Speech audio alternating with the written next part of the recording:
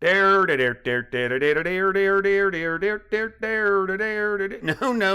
that's wrong. Dixie Diamonds 250. Mets, 11:13 p.m. Dixie, Australia, 8:13 a.m. All right, everyone, Balloony telepathed to his allies. I'm continuing my weakest telepathic observation through Calball, but we're safe to chat about what we just learned. I don't think the timing could have been any better. Wilmard, may I speak through you so Pila Trey can hear? Of course, Wilmar said, adding, Pila, Balloony will again speak through me. Thank you, Papa, Pila Trey said with a nod. We had a spot of outstanding good luck, Balloony said through Wilmot.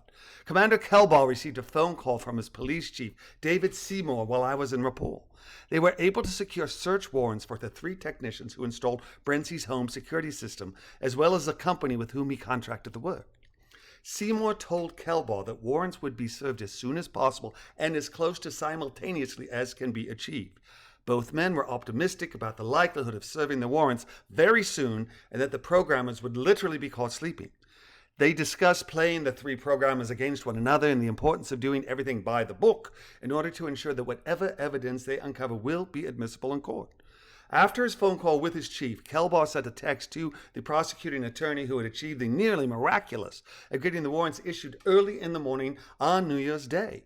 His text said, thanks for the extra service, but you know about good deeds. Call the MCC ASAP when you can talk. I need to get our 3 little fishies fighting over who makes a deal, and I need you to make sure we can deliver what I promised without jeopardizing the case. Call MCC. Rather than having the trio brought to the police station, Kelball asked that they be transported to the MCC.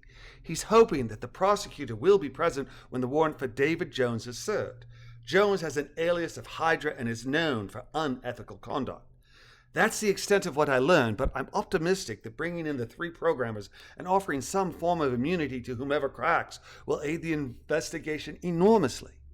I'll be hopping in and out of Kelball, and I'm certain that I'll be doing the same with their Crown Prosecutor, Edmund Barton, once he becomes available. Does all of this make sense, and does anyone have a question? Balloony Wilmard asked. Not a question, Joey said, but a small note of concern. It is both my observation and experience that New Year's Eve, being a night of drunken revelry, is the foremost night when people, especially younger people, crash at whatever home they become drunk.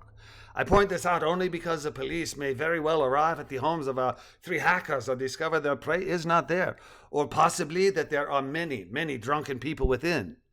I have also returned to my home safe and sound, she added. Ah, Balloony Wilmard said, nodding their head.